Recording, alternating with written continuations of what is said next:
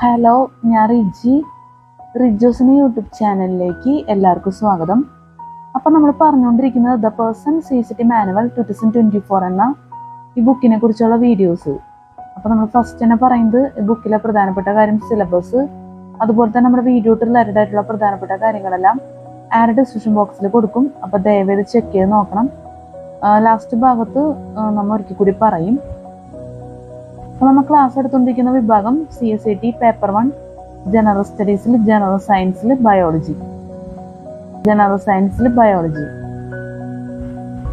ഈ വീഡിയോയിൽ നമ്മൾ പറയാൻ പോകുന്ന classification by source of energy and carbon. Energy source. Energy exist in several forms ബ്രാക്കറ്റിൽ chemical, heat, light, sound, electrical, mechanical, etc. and can be transferred from one form to another bracket close, but only light energy and chemical energy are suitable as energy source for living organisms that use light energy are called photosynthetic or phototrophic, while those using chemical energy are called chemotrophic. Phototrophs contain pigments, including some form of chlorophyll too, which absorb light energy and convert it to chemical energy. ഇനി അടുത്തത് നമുക്ക് പറയാനുള്ളത് carbon source. The 4 nutritional categories of living organisms according to the source of energy and carbon are given below. Carbon source. The 4 nutritional categories of living organisms according to the source of energy and carbon are given below. Energy source, carbon source. Phototrophic organisms bracket photosynthetic. Carbon source. Autotrophic organisms bracket source of carbon is inorganic, carbon dioxide. Heterotrophic organisms bracket source of carbon is organic. Phototrophic organisms bracket photosynthetic. Photoautotrophs, photoheterotrophs. Chemotrophic organisms bracket chemosynthetic bracket chemoautotrophs, chemoheterotrophs. Spelling മിസ്റ്റേക്കിന്റെ ദയവായി ക്ഷമിക്കുക.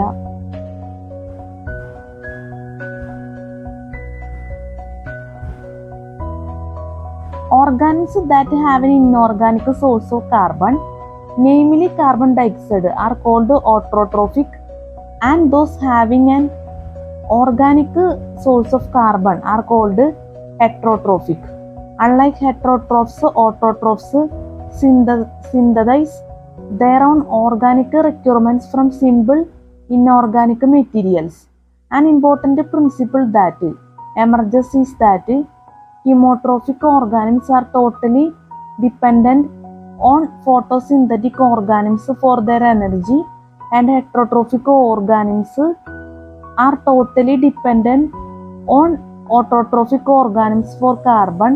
By far the largest group is that of photosynthetic organisms, which include all green plants and algae, and chemoheterotrophic organisms, which include all animals and fungi. ഇനി പറയാനുള്ളത് plant nutrition. In the energy flow and carbon cycling system, which keep an ecosystem alive, plant and other photosynthetic autotrophs perform the key step of transforming inorganic compounds into organic ones. Plants need sunlight as an energy source for photosynthesis, but to synthesize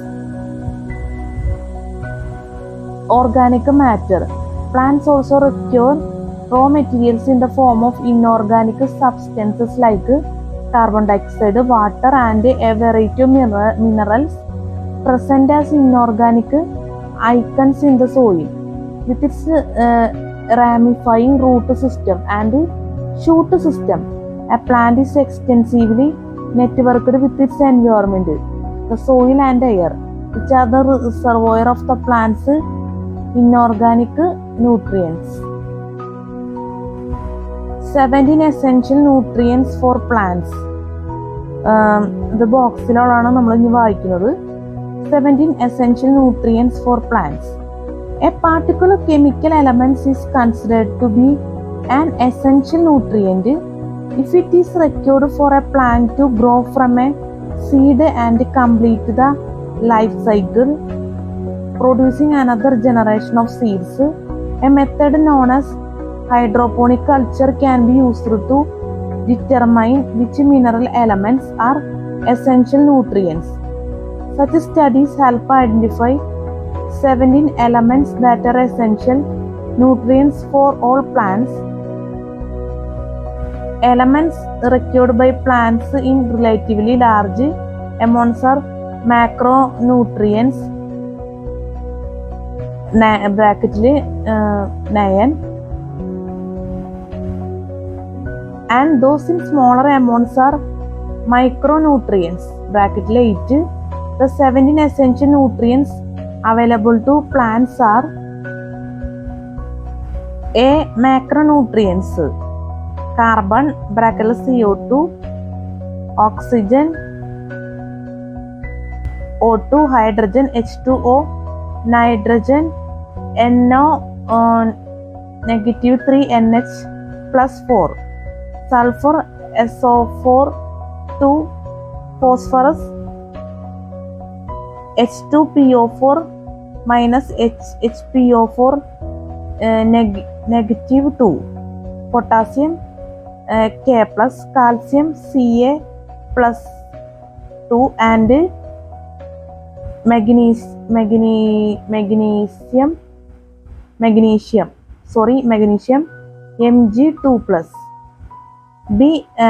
Micronutrients: chlorine Cl negative, iron Fe plus 3 Fe plus 2, boron BbO3 negative, manganese Mn plus 2, nickel Ni plus 2, zinc Zn plus 2, copper Cu plus 2 and molybdenum bracketly MO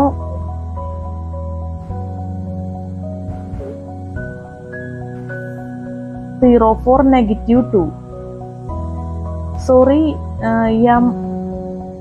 M004 negative 2. 17 essential nutrients for plants. നല്ലപോലെ spelling mistake വരാൻ സാധ്യതയുണ്ട്, നമ്മൾ പറഞ്ഞാലും തെറ്റ് വരാൻ സാധ്യതയുണ്ട്. ദയവേത് ക്ഷമിക്കുക, പ്രത്യേകം പറയാണ്. അപ്പോൾ ഇതൊന്ന് ശ്രദ്ധിച്ച് പോവുക. 17 essential nutrients for plants. നമുക്ക് തെറ്റ് വരെയും തോന്നിക്കാൻ നമ്മളുടെ അടുത്ത് പറഞ്ഞു പോകും, അല്ലെങ്കിൽ ശരിയാവില്ല. ഇനി നമുക്ക് അടുത്ത ടോപ്പിക്ക് നോക്കാം. ഇനി അടുത്തത് പറയാനുള്ളത് saprophyte. Saprophytes are organisms that cannot manufacture their food by photosynthesis and therefore derive nutrients from decaying vegetables or animal matter. Mushrooms, molds, and other types of fungi are the most abundant saprophytes. Certain types of bacteria are saprophytes, as are the seed plants Indian pipe, Monotropha, Uniflora, and orchids of the genus Corallorhisa. Saprophytes produce enzymes that break down organic matter into absorbable nutrients. Most saprophytic seed plants derive their food in conjunction with symbiotic fungi that are attracted to their roots and convert decaying matter into nutrients. Saprophyte നിങ്ങൾക്ക് മനസ്സിലായെന്ന് വിചാരിക്കുന്നു. ഇനി നമുക്ക് hydroponics ആണ് പറയാനുള്ളത്. Hydroponics through photosynthesis green plants manufacture their own organic food using carbon dioxide and oxygen as raw materials. The nutrients usually supplied to plants by soil are almost entirely mineral salts. Plant physiologists have discovered that plants require carbon, hydrogen, oxygen, nitrogen, phosphorus, potassium, magnesium, sulfur, calcium, iron, manganese, boron, zinc, copper, and probably molybdenum. Carbon, hydrogen, and oxygen are obtained in large quantities from water and air, but the remaining elements are ordinarily supplied as salts by the soil. The relative amount of each of these elements required for normal growth is different in each plant, but all plants require relatively large proportions of nitrogen, phosphorus, potassium, magnesium, sulfur, and calcium. Iron, manganese, boron, zinc, copper, and molybdenum are supplied in minute quantities and are called micronutrients or trace elements. The specific salts used to supply these elements may be varied at the discretion of the grower. A typical solution of primarily minerals is composed of distilled water containing potassium nitrate, calcium nitrate, potassium acid phosphate, and magnesium sulfate. In solution, the salts dissociate into ions. Potassium nitrate, for example, is available to plants as the ions K+ and NO3 negative. A solution of micronutrient salts is added to the solution of primary elements to complete the nutrient solution. In solution, the salts dissociate into ions. Potassium nitrate, for example, is available to plants as the ions K+ and NO3 negative. A solution of micronutrients salt is added to the solution of primary elements to complete the nutrient solution. Hydroponics നിങ്ങൾക്ക് മനസ്സിലായെന്ന് വിചാരിക്കുന്നു. അതുപോലെ തന്നെ സാപ്രോഫൈറ്റും. നമുക്ക് അടുത്ത topic പറയാം. ഇതിന്റെ താഴെ ഒരു ടോപ്പിക് കൂടി വരുന്നുണ്ട്, കാർബൺ ഫിക്സേഷൻ. വേണമെങ്കിൽ നമുക്ക് അതും കൂടി പറഞ്ഞിട്ട് നമുക്ക് അടുത്ത ടോപ്പിക്ക് പറയുന്നതായിരിക്കും കുറച്ചുകൂടി നല്ലത്. കാരണം ഇതിന്റെ ബാലൻസ് ഭാഗം 4 main stages of food processing in animals എന്നുള്ള എന്താ പറയുക ഒരു ബോക്സിൽ കൊടുത്തേക്കുന്ന ടോപ്പിക് ഉണ്ട്. അതിന്റെ തൊട്ടരികത്തായിട്ടാണ് വരുന്നത് കാർബൺ ഫിക്സേഷന്റെ ബാലൻസ് ഭാഗം. ഇവിടെ സ്പേസ് ഇല്ലാത്തതുകൊണ്ട് അങ്ങനെ സെറ്റ് ചെയ്തേക്കുന്നതാണ്. നിങ്ങൾക്കൊന്ന് അറിവിലോട്ടായിട്ട് പറഞ്ഞു മാത്രേ ഉള്ളൂ. അപ്പൊ നമുക്കിനി പറയാം carbon fixation. Carbon fixation is a process by which organic compounds such as starches and sugars are formed from carbon dioxide and water. It is a complex process involving many individual reactions, each of which is catalyzed by a specific enzyme in the chloroplast. This process requires NADPH as a source of hydrogen and ATP as a source of energy. In doing so, they are converted back to their original NADP and ADP forms and can be used again. The organic compounds that are formed from carbon fixation can be stored and recured, transported to other parts of the plant. They can be broken down again to reform carbon dioxide and water by the reactions involved in respiration. Respiration requires oxygen and releases the energy stored in the carbon compounds so that life can be sustained.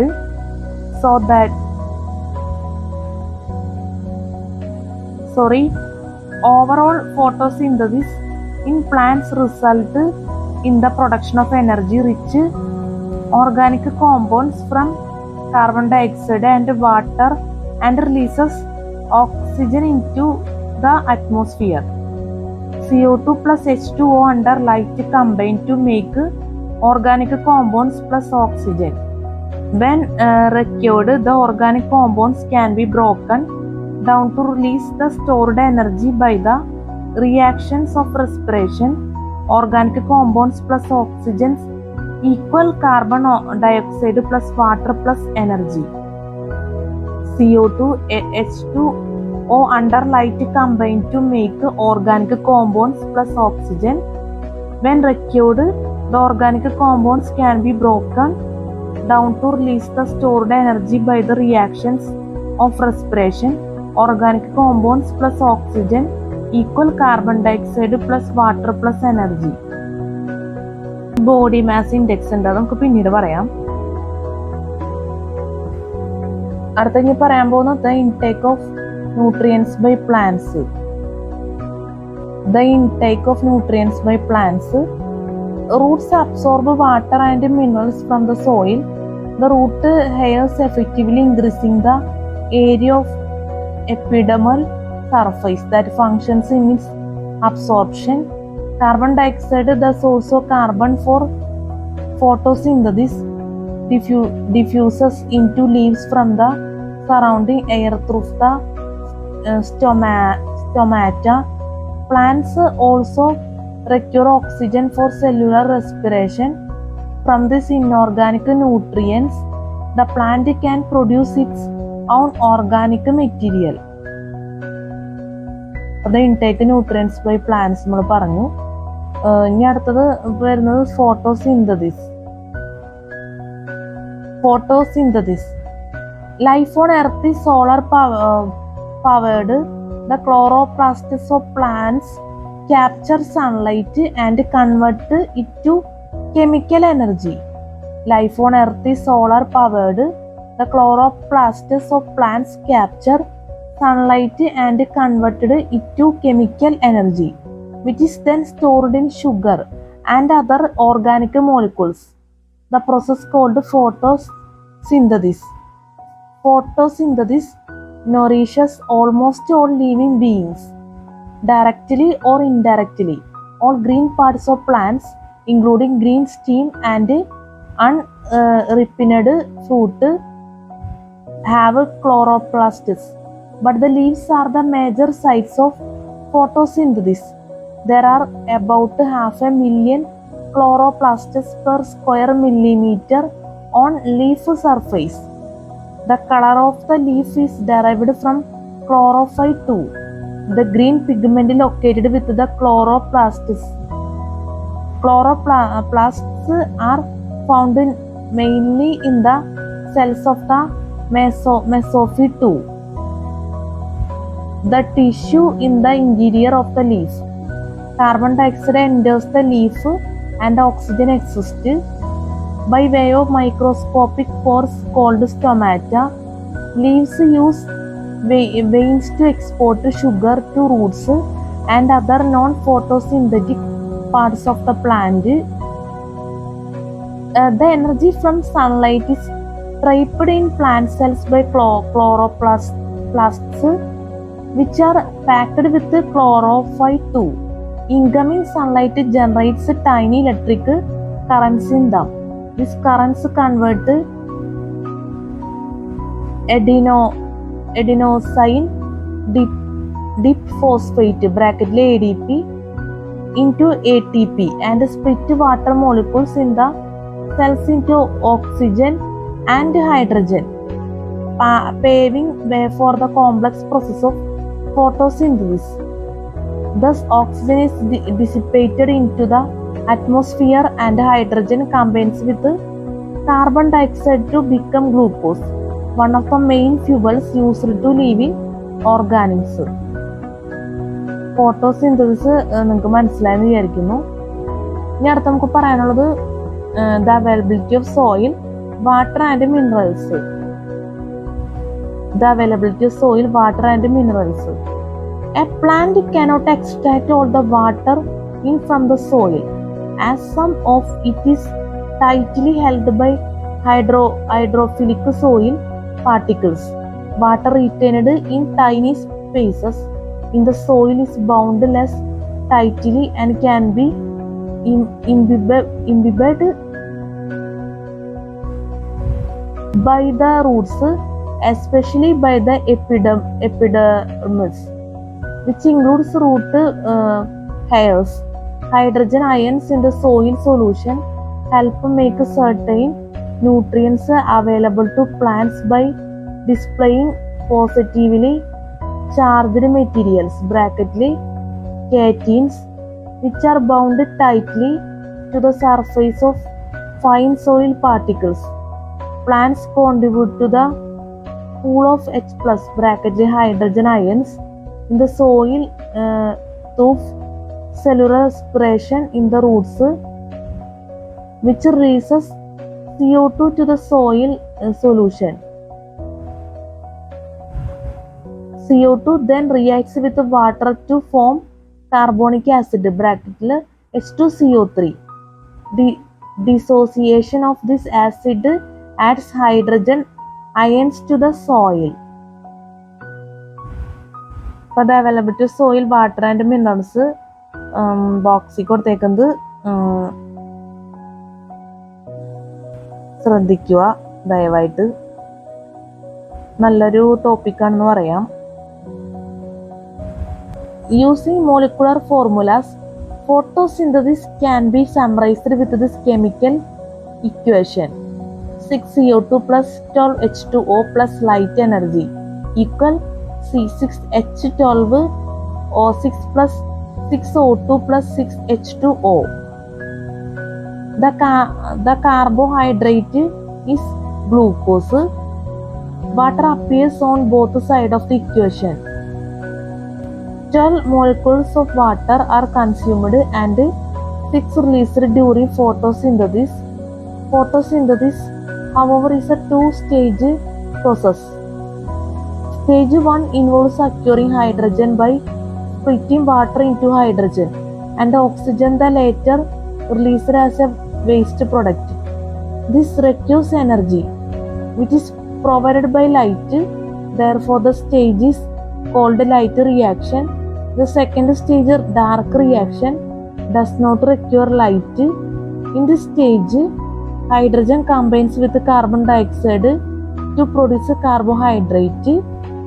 Light reaction takes place on the chloroplasts and membranes, whereas light independent reactions in chloroplast stroma. അടുത്തത് animal nutrition പറയാനുള്ളത്. Animal nutrition classification of animals on nutrition basis. Animal nutrition classification of animals on nutrition basis. Like all heterotrophs, animals are unable to live on inorganic nutrients alone. They rely on organic compounds for energy and on raw materials for growth and repair. Most animals ingest other organisms, dead or alive, whole or piece by piece, herbivorous, including gorillas, cows, hares, many snails, and sponges. Eat autotrophs (plants, algae, and autotrophic bacteria). Carnivorous such as sharks, hawks, spiders and snakes only eat animals, while omnivorous such as humans, crows, raccoons and cockroaches consume both animals and autotrophs. The terms herbivore, carnivore and omnivore represent the kind of food an animal usually eats and the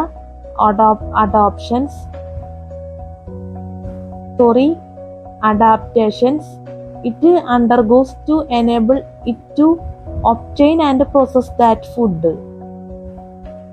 Animal nutrition classification, animals on nutrition basis നിങ്ങൾക്ക് മനസ്സിലായെന്ന് വിചാരിക്കുന്നു. 4 main stages of food processing in animals ആണ് നമ്മൾ പറയാൻ പോകുന്നത് ബോക്സിലുള്ളത്. 4 main stages of food processing in animals. Ingestion, the act of eating.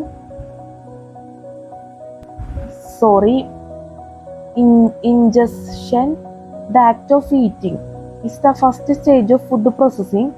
During digestion, the second stage, food is broken down into molecules small enough for the body to absorb. Breaking food into smaller pieces increases the surface area exposed to the digestive juices containing hydrolytic enzymes. In the third stage, absorption, the animal cells take up absorb small molecules such as amino acids and simple sugars from the digestive compartment.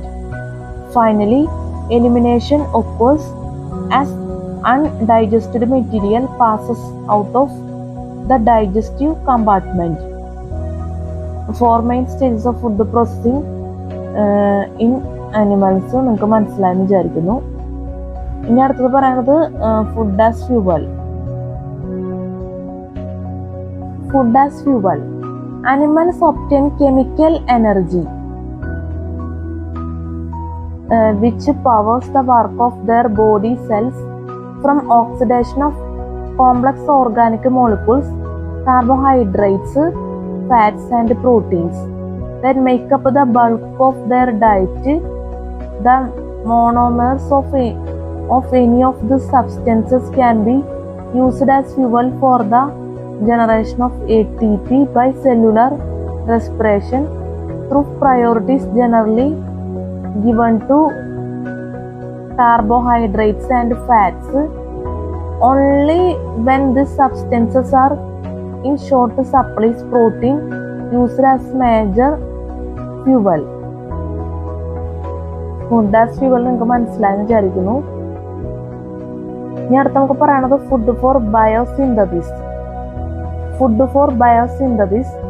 Animals cannot make organic molecules from raw materials that are entirely inorganic. To synthesize the molecules, it needs to grow and replenish itself, and animals must obtain organic precursors from its food, given a source of organic carbon and a source for organic nitrogen. Animals can fabricate a great variety of organic molecules by using enzymes to rearrange the molecular skeletons of the precursors acquired from food. The process is termed as biosynthesis, and animals depend on food for it. Food for biosynthesis spelling mistake ഉണ്ടെങ്കിൽ ദയവായി ക്ഷമിക്കുക. നമുക്ക് പറയാനുള്ളത് essential nutrients. The chemical that an animal requires but cannot synthesize itself are called essential nutrients. They vary from species to species depending upon the biosynthesis capabilities of the animal. There are 4 classes of essential nutrients. A. Essential amino acids. B. Essential fatty acids. C. Vitamins. D. Minerals. A diet that lacks one or more of the essential elements results in a form of malnutrition, and if essential amino acids are absent from the diet, it can lead to protein deficiency in the body. Essential fatty acids are required to make some of the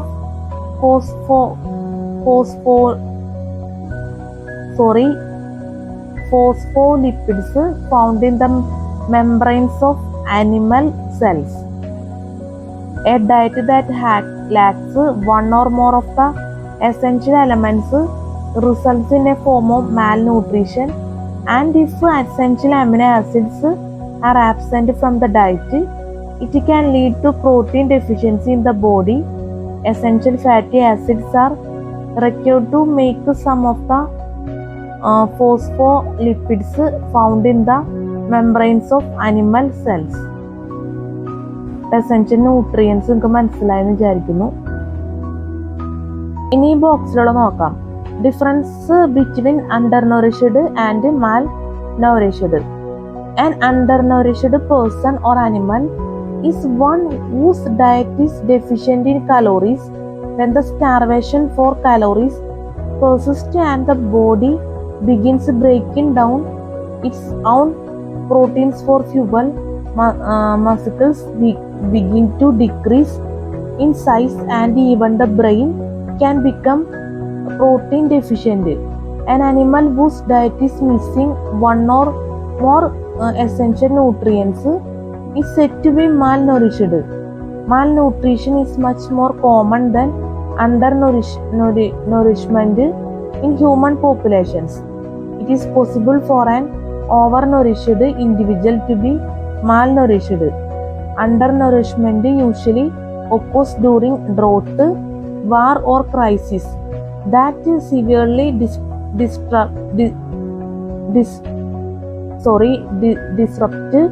food supply. Another cause is anorexia nervosa, an eating disorder involving compulsive aversion to body fat. The difference between undernourished and malnourished. An undernourished person or animal is one whose diet is deficient in calories. When the starvation for calories persists and the body begins breaking down its own proteins for fuel, muscles begin to decrease in size and even the brain can become protein deficient. An animal whose diet is missing one or more essential nutrients is said to be malnourished. Malnutrition is much more common than undernourishment in human populations.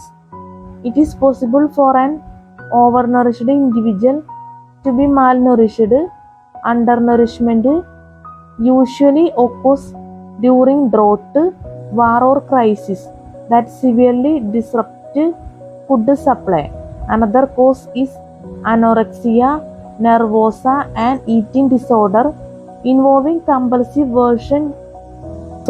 aversion to body fat. Difference between undernourished and malnourished നിങ്ങൾക്ക് മനസ്സിലായെന്ന് വിചാരിക്കുന്നു.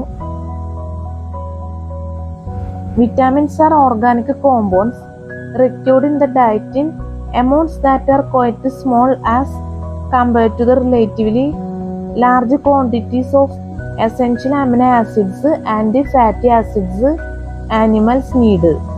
Minerals are the inorganic compounds that are required in varying amounts and many are cofactors of enzymes.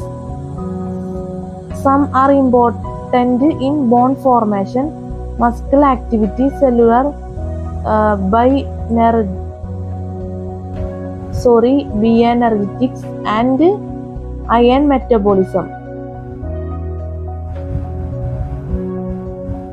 എനിക്ക് ബയോഎനർജി cellular ബയോഎനർജറ്റിക്സ് ആണ് എന്നാണ് എൻ്റെ ഒരു വിശ്വാസം.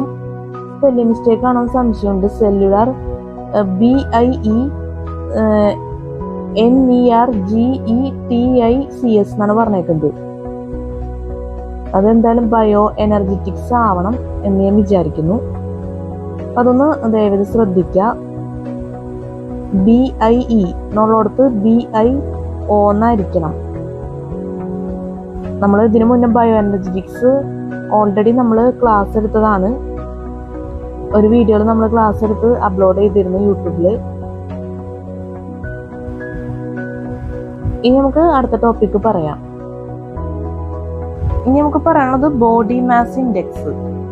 Body mass index ബ്രാക്കറ്റിൽ BMI is used to estimate healthy weight of an average person. A BMI of 20 to 24 is desirable for most adults.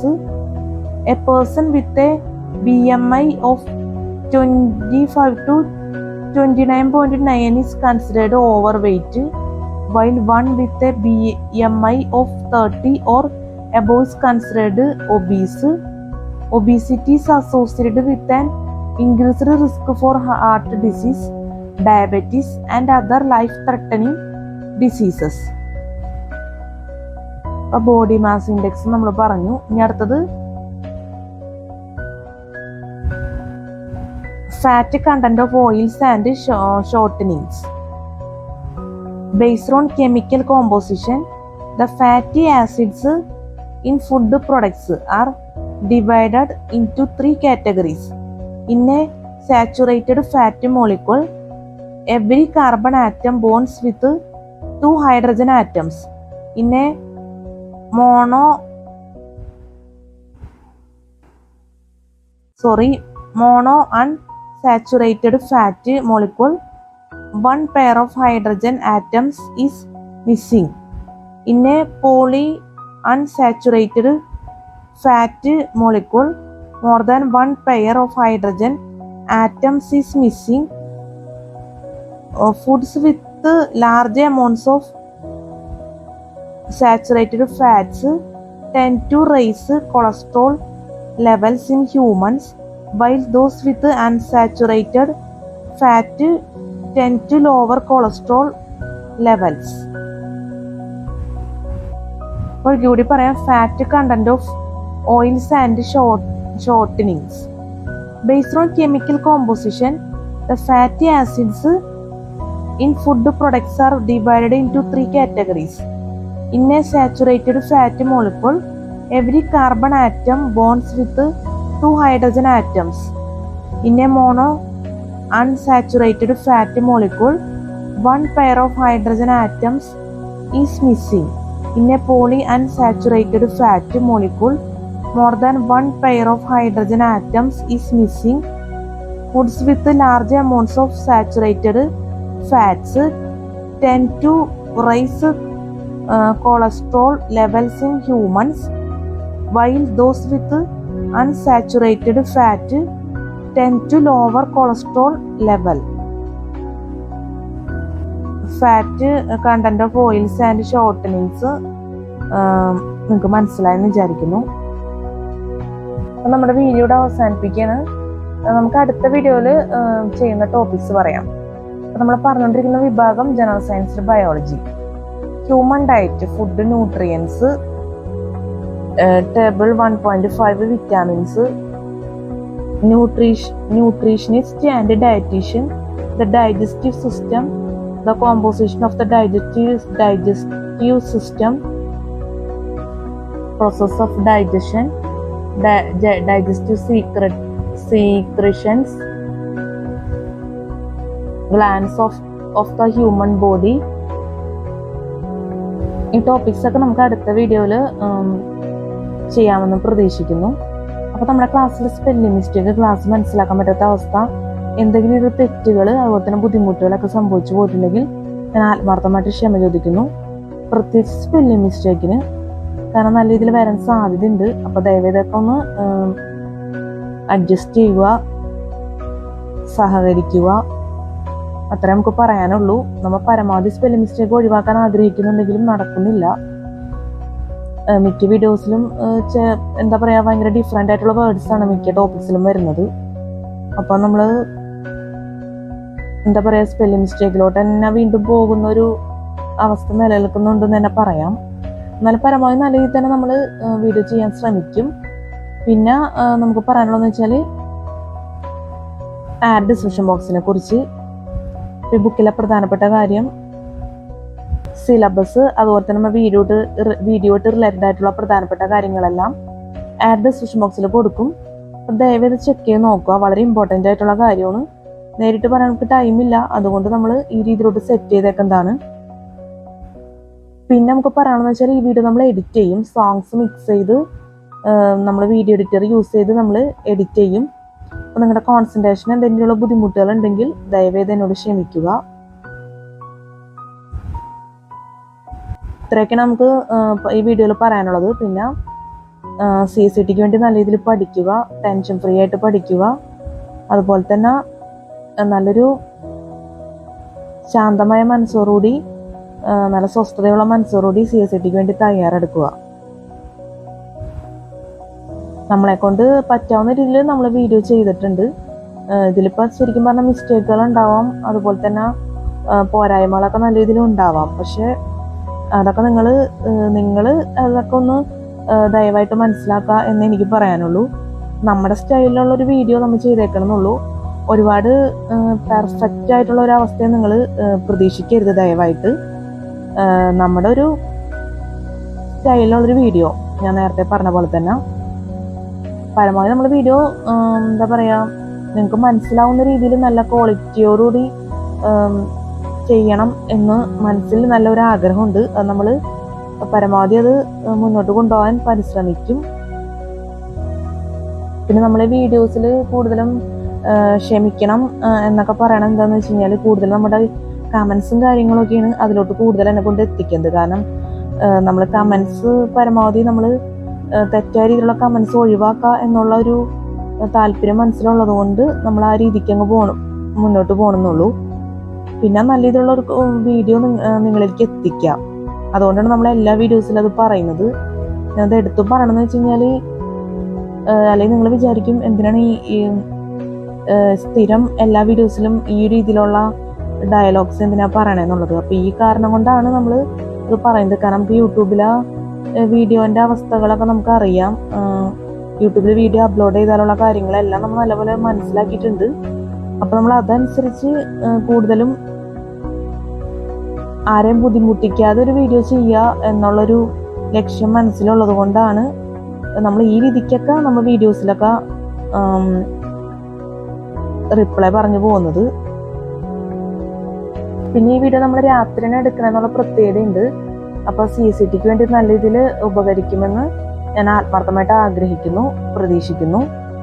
പിന്നെ നമുക്ക് ഒരു കാര്യം കൂടി നിങ്ങളോട് പറയാനുണ്ട്. അത് ലൈക്കും സബ്സ്ക്രൈബും ഒക്കെ നിങ്ങളുടെ താല്പര്യം അനുസരിച്ച് ചെയ്യുക.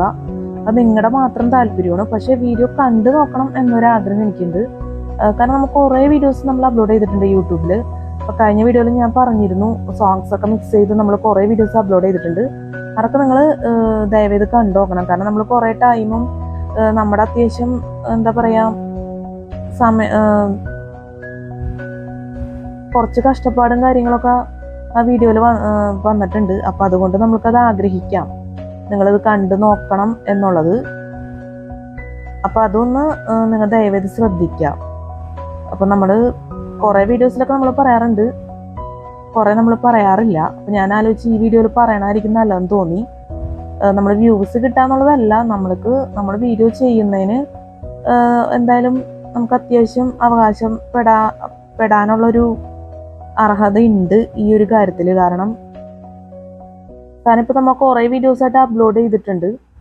അപ്പം അതുകൊണ്ടാണ് നമ്മൾ ഈ ഒരു കാര്യം എടുത്ത് പറയുന്നത്. പിന്നെ അത് മാത്രമല്ല, നമ്മളെ ഫസ്റ്റ് വീഡിയോസൊക്കെ എന്താ പറയുക, ഞാൻ അത്ര പെർഫെക്റ്റ് ആയിട്ടുള്ള വീഡിയോ എന്ന് നമുക്ക് പറയാൻ പറ്റില്ല. ഫസ്റ്റ് വീഡിയോ മാത്രമല്ല, കുറേ വീഡിയോസിലും പെർഫെക്റ്റ് എന്നൊന്നും നമുക്ക് പറയാൻ പറ്റില്ല. എന്നാലും നമ്മുടേതായിട്ടുള്ള സ്റ്റൈലിൽ ഞാൻ പറഞ്ഞല്ലോ, ആ രീതിക്കുള്ള വീഡിയോ അത്ര നിങ്ങൾ പ്രതീക്ഷിച്ചാൽ മതി ദയവായിട്ട്. അപ്പം ഫസ്റ്റ് വീഡിയോയിലൊക്കെ സ്പീഡ് കൂടുതലാണ്, നമ്മുടെ ക്വസ്റ്റ്യൻ ആൻസേഴ്സ് ഒക്കെ പറയും. അപ്പോൾ എനിക്കത് അങ്ങോട്ട് അത്ര താല്പര്യമാവില്ല. പിന്നെ ബാക്കി ഒക്കെ നിങ്ങളാണ് തീരുമാനിക്കുന്നത്. ഇപ്പം എന്ത് തന്നെയായാലും ഞാൻ അത്രേ പറയുന്നുള്ളൂ.